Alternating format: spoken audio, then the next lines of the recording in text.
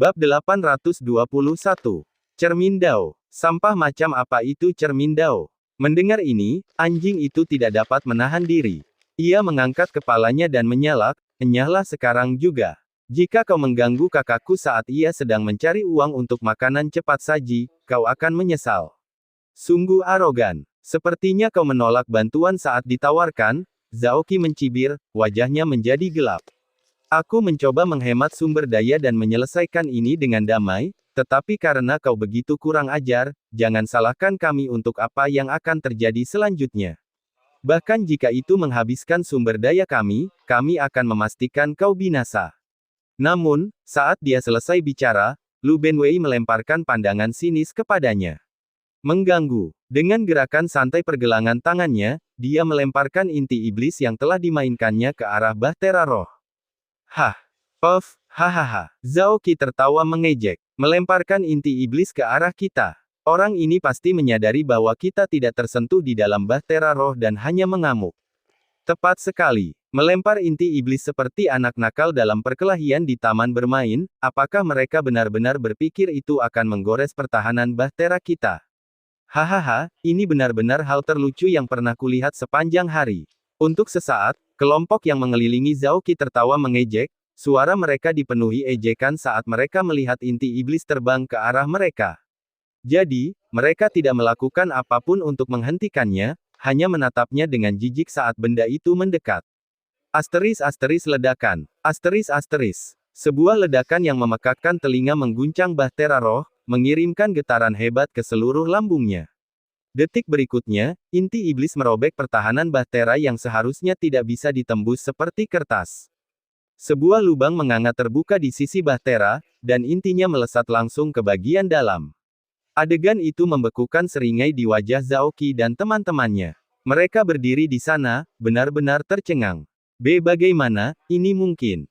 Mata Zhao Qi melotot, ekspresinya menunjukkan ketidakpercayaan yang nyata. Bahtera Roh ini adalah kebanggaan Sekte Skywall mereka, kartu truf pamungkas mereka. Itulah sebabnya sekte mereka, meskipun hanya berada di level gerbang kesengsaraan, mampu memaksa banyak sekte gerbang kesengsaraan lainnya untuk tunduk di hadapan mereka. Para ahli alam kesengsaraan, yang terkuat di tingkatannya, bahkan tak mampu menggores pertahanan Bahtera itu.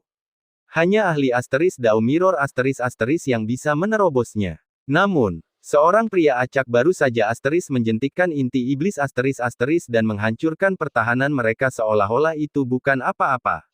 Apa-apaan. Pada saat itu, Zhao Qi dan kelompoknya merasakan otak mereka mengalami korsleting. Ini menentang semua logika. Tetapi tidak ada waktu untuk memprosesnya. Saat inti iblis memasuki Bahtera, ia langsung meninju dada salah satu tetua. Setelah membunuh yang pertama, ia melesat ke arah berikutnya tanpa melambat. Anehnya, inti tersebut tampaknya memiliki pikirannya sendiri, ia hanya menargetkan mereka yang tertawa bersama Zhao Qi. Dalam hitungan detik, semua tetua yang mengejek itu tewas, mayat mereka berserakan di geladak. Hanya Zhao Qi yang tersisa, jiwanya hampir meninggalkan tubuhnya karena ketakutan. Kemudian, inti itu terkunci padanya. Tembakan itu langsung mengenai dadanya. Pupil mata Zhao Qi mengecil hingga seukuran titik-titik kecil. Dia merangkak mundur, tersandung hingga punggungnya membentur dinding. Karena tidak ada tempat untuk lari, dia mengangkat tangannya dan berteriak. Tidak. Saya salah, senior. Saya salah. Saya seharusnya tidak mengancam Anda. Tolong, ampuni saya. Saya mohon. Permohonannya dipotong pendek. Ekspresinya membeku. Suaranya mati di tenggorokannya. Saat menunduk, dia melihat inti iblis tertanam di dadanya. Aku. Bibirnya bergerak tanpa suara. Kemudian, tubuhnya lemas, meluncur menuruni dinding sebelum ambruk ke lantai, tak bernyawa. Setelah pembantaian itu, inti iblis terbang kembali melalui lubang yang dibuatnya, kembali ke tangan Lu Benwei seolah-olah tidak ada yang terjadi. Tetapi para tetua yang selamat tidak berani bernapas. Bau darah memenuhi udara. Mayat-mayat di kaki mereka membuat mereka terdiam, tenggorokan mereka tercekat karena ketakutan. Tetes. Suara samar memecah kesunyian, mungkin suara seorang tetua yang membasahi dirinya sendiri karena takut. Tidak seorang pun berani tertawa. Berlari. Setelah apa yang terasa seperti selama-lamanya, seorang tetua akhirnya menjerit. Yang lainnya tersadar dari pingsannya, bergerak seperti mereka melihat hantu. Dengan tergesa-gesa, mereka menguasai bahtera roh dan suara mendesing. Ia menghilang di cakrawala lebih cepat daripada yang pernah mereka lakukan sebelumnya dalam hidup mereka. Bab 822. Cih, cepat sekali benda itu. Anjing itu berkedip ketika melihat perahu roh itu lenyap dalam sekejap. Lu Benwei bahkan tidak meliriknya. Matanya terpaku hanya pada inti iblis. Hanya dengan menggerakkan semua inti iblis ini dia dapat memperoleh 3 kristal surgawi yang diimpikannya. Sementara itu, perahu roh yang melarikan diri masih terhuyung-huyung dalam kabut hitam. Inti iblis yang dilemparkan Lu Benwei tidak hanya menghancurkan pertahanan kapal tetapi juga menghancurkan seluruh formasinya. Hal ini menyebabkan sistem tenaga kapal rusak, dan kabut hitam mulai masuk. Dalam perjalanan singkat itu, para penyintas berhasil lolos dari kematian, dan akhirnya terbebas dari kabut hitam. Akan tetapi, saat mereka melarikan diri, perahu roh itu hancur total. Itu mengerikan. Memang, untung saja kita tidak punya niat membunuh sebelumnya. Orang itu benar-benar mengerikan. Para penyintas, yang berhasil lolos dari maut, saling berbisik-bisik ketakutan, wajah mereka pucat karena ketakutan yang masih tersisa. Mereka juga merasakan sedikit kelegaan. Karena saat itu, mereka belum dibutakan oleh keserakahan saat melihat tumpukan inti iblis dan belum mencoba membunuh Lu Benwei dan rekan-rekannya, itulah sebabnya mereka masih bisa bertahan hidup. Siapapun yang memiliki sedikit saja niat membunuh kini sudah mati. Dan itulah yang membuat Lu Benwei begitu menakutkan bagi mereka. Kemampuannya untuk melihat isi hati orang-orang membuat mereka merinding. Jadi, apakah ada yang mengenali siapa orang itu? Salah satu tetua tidak dapat menahan diri untuk bertanya. Pertanyaan itu langsung membuat kelompok itu terdiam. Karena mereka semua tahu jawabannya. Orang di hadapan mereka bukanlah pakar yang dikenal dari sekte-sekte besar. Sekalipun mereka belum pernah bertemu langsung dengan para pakar tingkat atas dari 3 sekte besar, sedikitnya mereka pernah mendengar tentang mereka. Tetapi baik metode maupun penampilannya tidak sesuai dengan sosok-sosok itu. Masalah ini bukan hal kecil. Mungkin saja dia bisa menjadi tokoh lokal yang berpengaruh. Salah satu tetua tidak dapat menahan diri untuk berspekulasi. Tetapi bagaimana mungkin seorang ahli lokal yang begitu kuat bisa hidup di tanah yang seperti penjara ini? Balas sesepuh lainnya. Sulit untuk mengatakannya. Tempat ini dulunya adalah penjara setelah 8 penguasa tertinggi, tapi bagaimana dengan sebelum mereka? Renung sang tetua. Kata-katanya menyentuh hati semua orang. Memang, siapa bilang tidak mungkin ada ahli super yang lahir dan tersembunyi di negeri ini sebelum 8 penguasa tertinggi. Tanah ini selalu luar biasa, kata sesepuh lainnya yang masih hidup. Jangan lupakan tujuan perjalanan kita di sini. Dengan pengingat itu, semua orang tiba-tiba mengerti. Ya, fakta bahwa mereka telah melakukan perjalanan ribuan mil, menantang kabut hitam tak berujung untuk mencapai tempat ini, merupakan bukti keunikan tanah ini. Namun, situasinya lebih rumit dari yang kita bayangkan, lanjut tetua itu. Jadi, saya sarankan kita semua menundukkan kepala untuk saat ini.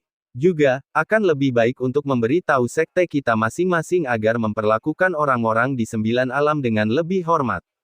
Dari apa yang kudengar, banyak murid dari berbagai sekte telah bertindak tidak sesuai aturan, mengandalkan kekuatan mereka untuk melakukan hal-hal yang tidak terkatakan.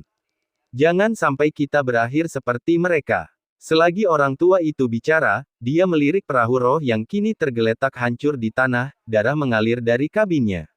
Para tetua lainnya mengangguk tanda setuju dan segera meninggalkan tempat kejadian. Setelah kembali, para tetua merahasiakan masalah itu, hanya membicarakannya di kalangan eselon tertinggi di sekte mereka masing-masing. Mereka semua merasakan sesuatu yang tidak biasa tentang kejadian itu. Pulau Bayangan Gelap. Su Yuer merasa gelisah. Meskipun dia telah belajar banyak tentang dunia dari Yi Feng dan telah meniru banyak kebiasaannya, dia masih merasa tidak puas. Apa yang dipelajarinya hanyalah pengetahuan pinjaman, bukan pengetahuan yang diperolehnya sendiri. Dulu di Sekte Yunji, para tetua pernah mengatakan padanya bahwa baik dalam berkultivasi maupun dalam hidup, seseorang harus menemukan jalannya sendiri. Jadi, jalan mana yang harus saya pilih? Gadis muda itu menggaruk kepalanya karena frustrasi ketika dia melihat Lu Benwei dan anjingnya melangkah mendekat dengan sikap arogan. Dia tahu Lu Benwei adalah bawahan Yi Feng yang tangguh, dan semua orang di pulau itu memperlakukannya dengan hormat. Merasa kehilangan arah, Su Yuer tidak dapat menahan diri untuk meminta nasihatnya.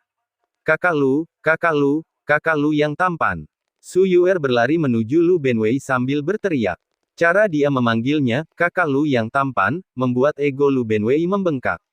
Mendengar pujian yang tulus seperti itu, dia tidak dapat menahan perasaan bahwa ini adalah gadis yang benar-benar baik.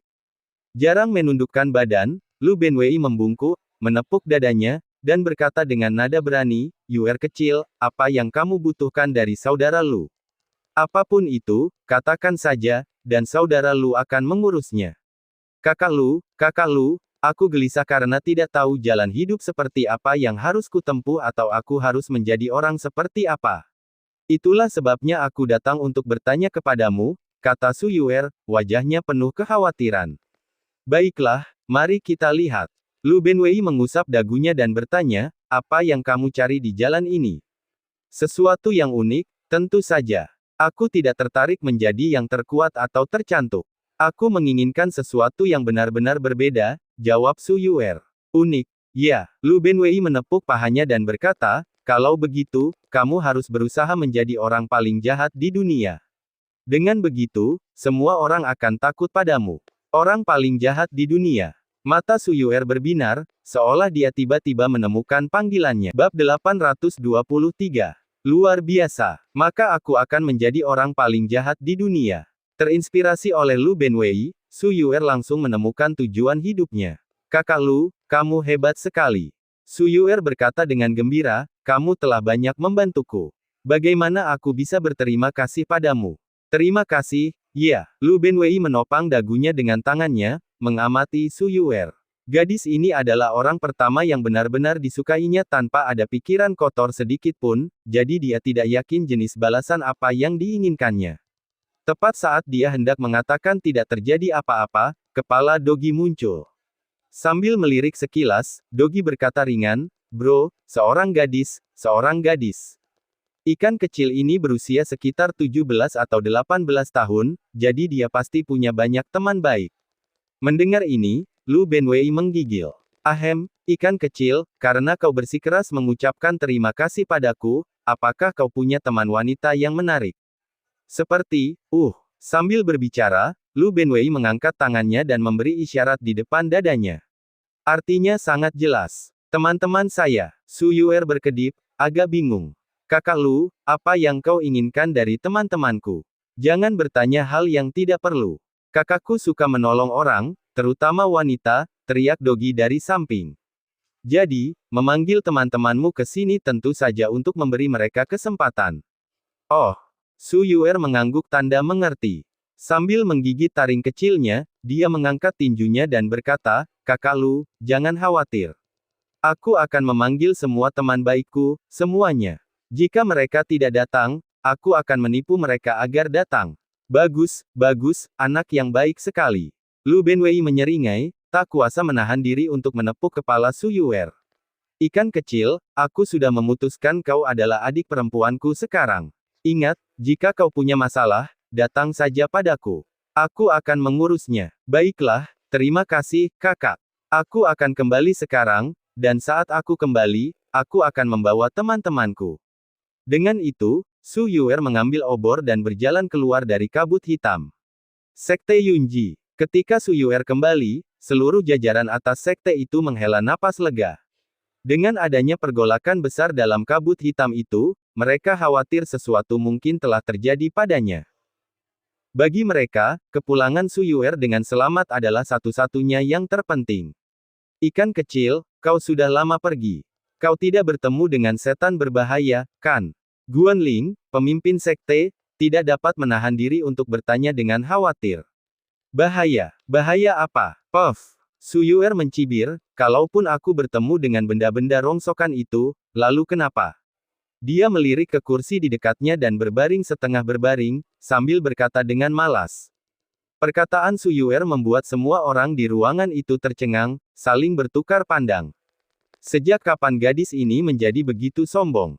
Namun, Guanling dan yang lainnya tidak terlalu mempermasalahkannya, karena dia adalah murid junior kesayangan mereka. Sebagai gantinya, Guanling mengeluarkan pedang yang berkilauan dengan cahaya biru redup. Lihat, ikan kecil, pedang maple biru. Itu yang selalu kau inginkan. Tuanmu berhasil mendapatkannya untukmu, kata Guanling sambil tersenyum, sudah membayangkan ekspresi gembira Su Yuer. Namun, Su Yuer hanya meliriknya. Tuan, jangan repot-repot menghiburku dengan omong kosong ini lagi. Aku tidak tertarik dengan hal-hal seperti ini. Su Yuer berbaring malas di kursi malas, sambil menepuk-nepuk perutnya melalui pakaiannya. Kalian semua harus ingat, benda-benda rongsokan ini tidak berguna. Satu-satunya yang benar-benar berharga adalah kristal roh. Tingkatkan standarmu, mengerti? Perluas wawasanmu. Lagi pula, aku akan menjadi orang paling jahat di dunia. Oh, dan omong-omong, tentang makhluk-makhluk iblis yang menghilang dari dataran iblis raksasa, itu semua ulahku. Ya, begitulah. Gadis ini akan tidur siang sekarang. Bab 824. Guanling dan yang lainnya benar-benar bingung. Apa sebenarnya yang gadis kecil ini bicarakan? Tampaknya dia berubah total setelah keluar. Dan nada suaranya, mengapa mereka ingin menamparnya? Hei, kamu baik-baik saja, nak. Guanling tidak dapat menahan diri untuk tidak mengulurkan tangan dan menyentuh dahi Su Yuer, suaranya penuh kekhawatiran. Lupakan saja, kalian tidak akan mengerti bahkan jika aku menjelaskannya padamu. Su Yuer berdiri dari kursinya, kedua tangannya tergenggam di belakang punggungnya, berbicara dengan nada dewasa.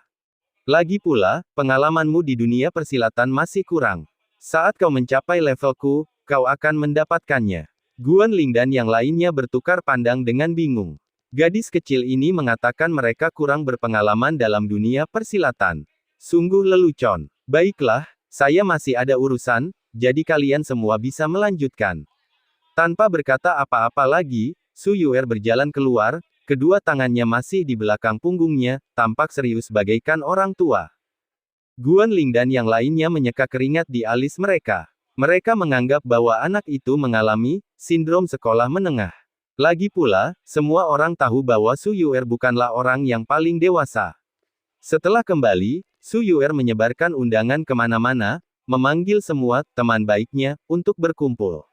Tentu saja, Su Yuer tidak memiliki konsep yang jelas tentang apa itu teman. Dalam benaknya, siapapun yang pernah bertukar beberapa kata dengannya dan bertemu dengannya lebih dari 2 kali adalah teman baik. Beberapa hari kemudian, restoran mewah itu penuh sesak. Itu adalah perjamuan besar Su Yuer, dan semua tamu adalah murid perempuan dari berbagai sekte besar. Nona Su, bolehkah kami bertanya mengapa Anda mengundang kami ke sini hari ini? Para wanita tidak dapat menahan diri untuk bertanya. Dalam undangan tersebut, Su Yuer menyebutkan bahwa ia memiliki kesempatan besar untuk berbagi dengan mereka. Ditambah dengan statusnya yang menonjol di Sekte Yunji, semua orang telah melakukan perjalanan.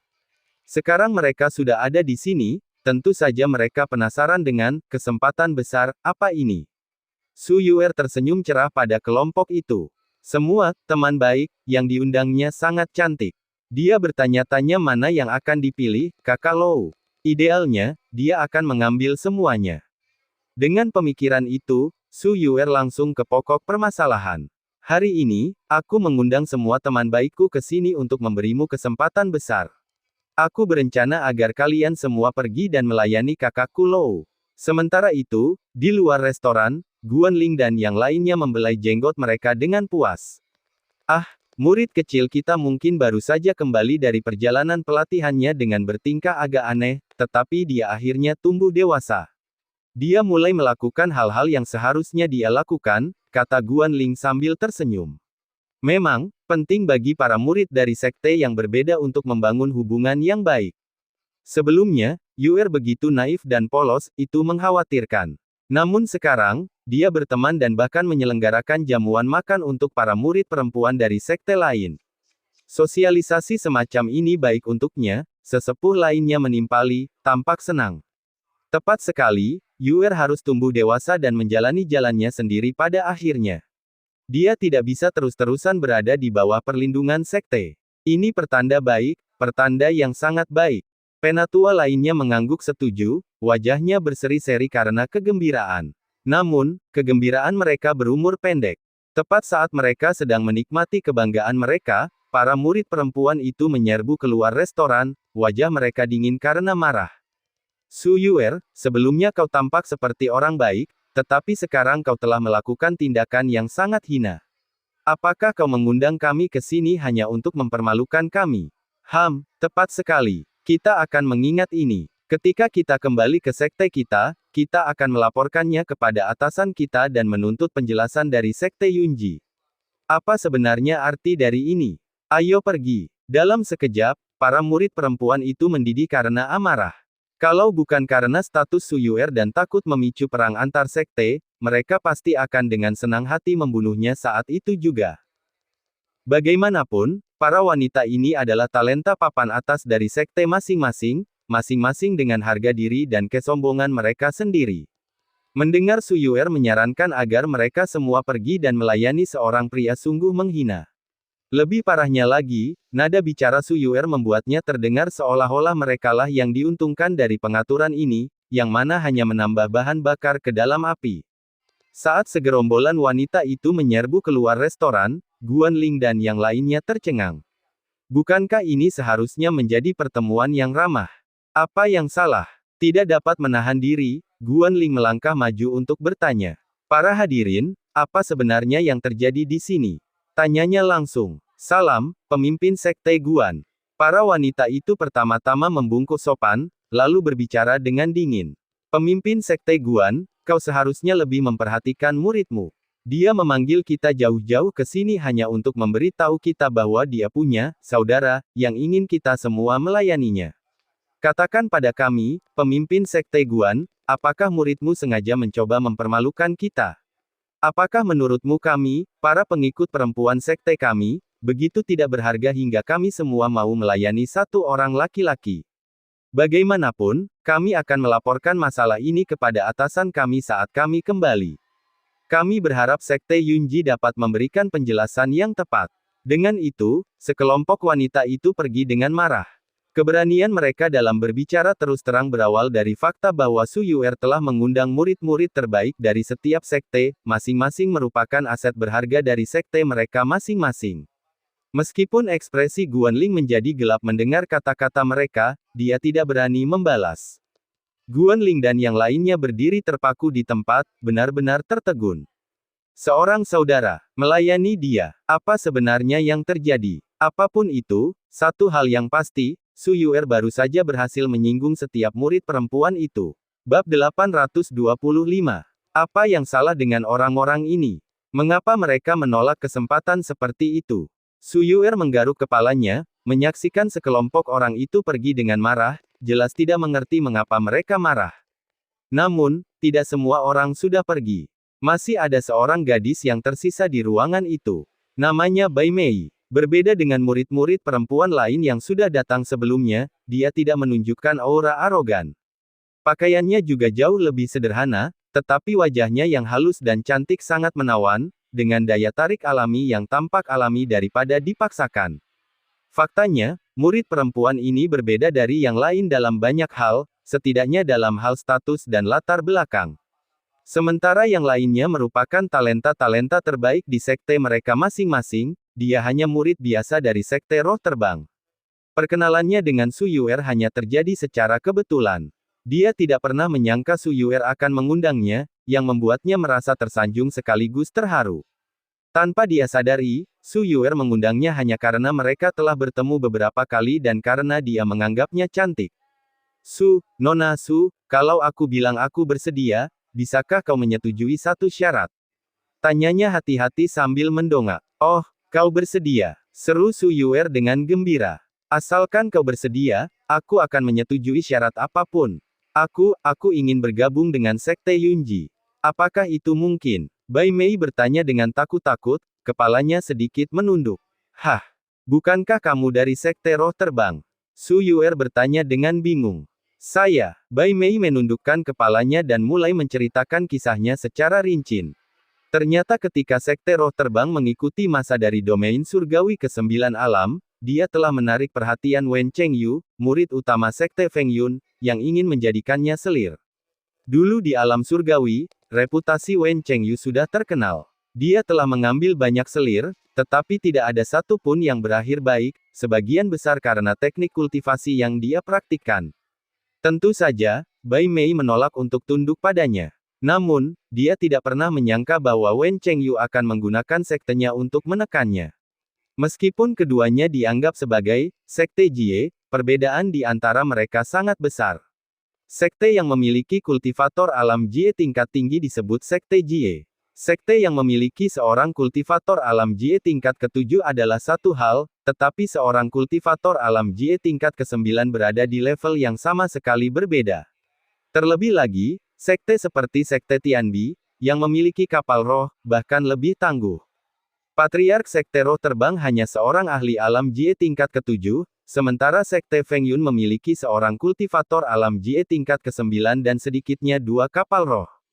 Pada hakikat, sekte Feng Yun merupakan salah satu sekte yang paling kuat, kedua setelah sekte Tao. Di bawah tekanan sekte Feng Yun, sekte roh terbang tidak mungkin melindungi murid dalam seperti dia dan bahkan bersedia menyerahkannya. Tanpa pilihan lain, Bai Mei meninggalkan sekte roh terbang. Tetapi melarikan diri dari sekte tidak menyelesaikan masalahnya, karena sekte Feng Yun dapat dengan mudah melacaknya. Itulah sebabnya dia ingin bergabung dengan sekte Yunji, dia membutuhkan pendukung kuat yang bisa melindunginya. Namun, dia sudah mengetahui kemungkinan hasilnya. Dia hanya mengutarakan hal itu karena putus asa, sepenuhnya berharap Su Yuer akan menolaknya. Lagi pula, jika sekte Yunji menerimanya, itu berarti menentang sekte Feng Yun. Jika dia memiliki bakat luar biasa atau seorang jenius yang tak tertandingi, mungkin itu sepadan, tetapi dia hanyalah seorang murid biasa. Tidak ada gunanya membuat sekte Feng Yun marah karena dia. Yang mengejutkannya, Su Yuer menyetujuinya tanpa berpikir 2 kali. Hah? Apa? Bai Mei benar-benar tercengang. Begitu saja. Tidak ada pertimbangan lebih lanjut. Ini adalah masalah yang berpotensi menyinggung sekte Feng Yun. Bukankah ini terlalu gegabah? Nona Su, bisakah Anda benar-benar membuat keputusan ini? Bai Mei tidak dapat menahan diri untuk bertanya, meskipun dia merasakan secercah harapan. Pada titik ini, selama dia tidak jatuh ke dalam cengkeraman Wen Chengyu, dia akan merasa puas. Adapun melayani, kakak laki-laki, Su Yuer, tidak peduli apa, itu harus lebih baik daripada berakhir dengan Wen Chengyu. Aku akan bicara dengan tuanku sekarang. Sedangkan kau, bersiaplah. Kita akan segera berangkat. Dengan lambaian tangannya, Su Yuer meninggalkan ruangan dan langsung mencari Guanling. Bagaimana kau bisa menyetujuinya? Guanling menghentakkan kakinya karena frustrasi setelah mendengar penjelasan Su Yuer. Dia tidak pernah menyangka muridnya begitu tidak bijaksana hingga menyetujuinya begitu saja. Yuer, jika Bai Mei ini memiliki sedikit saja bakat, mungkin ada baiknya untuk melindunginya. Namun dengan tingkat kemampuannya, tidak ada gunanya menyinggung sekte Feng Yun karena dia. Guanling mengusap pelipisnya, merasakan sakit kepala yang akan datang. Saya tidak peduli. Anda harus setuju. Su Yuer cemberut, ekspresinya keras kepala. Dan satu hal lagi, kau harus menjelaskan kepadaku apa sebenarnya, kakak besar-mu ini. Bentak Guanling dengan kesal.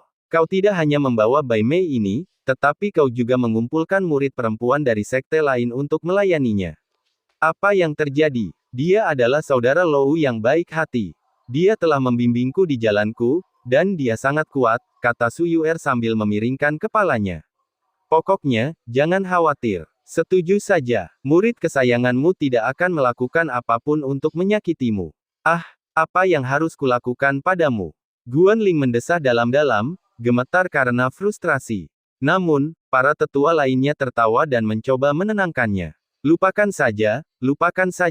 Selama gadis itu bahagia, biarkan saja dia melakukan apa yang dia mau. Sekte Feng Yun mungkin kuat, tetapi mereka tidak akan memulai perang hanya karena seseorang seperti Bai Mei. Paling-paling, mereka akan memberikan sedikit tekanan, kata salah satu tetua. Aku tahu itu, tapi Bai Mei ini, kalau dia punya sedikit bakat, mungkin itu sepadan. Tapi sekarang, itu tidak sepadan dengan masalahnya. Guanling menggelengkan kepalanya karena jengkel. Itu tidak benar, kata Su Yuer dengan serius. Begitu Bai Mei menerima bimbingan dari saudara Lou, dia akan menjadi sangat kuat. Pandu kakiku. Kau tidak bisa mengubah segumpal kotoran menjadi emas. Bagaimana mungkin dia bisa menjadi kuat? Omong kosong macam apa yang telah kau makan? Katakan padaku. Guanling mendidih karena marah. Saya tidak peduli. Anda harus setuju. Su Yuer menghentakkan kakinya dan memalingkan kepalanya dengan keras kepala. Air mata mulai menggenang di matanya yang besar. Kamu. Ah! Guanling menatap Su Yuer dengan perasaan frustrasi dan tak berdaya. Melihat air mata di matanya, dia akhirnya mengalah dengan lambaian tangannya. Hehe, terima kasih, guru. Su Yuer langsung menjadi ceria, menarik-narik jenggot Guanling dengan main-main sebelum melompat keluar ruangan.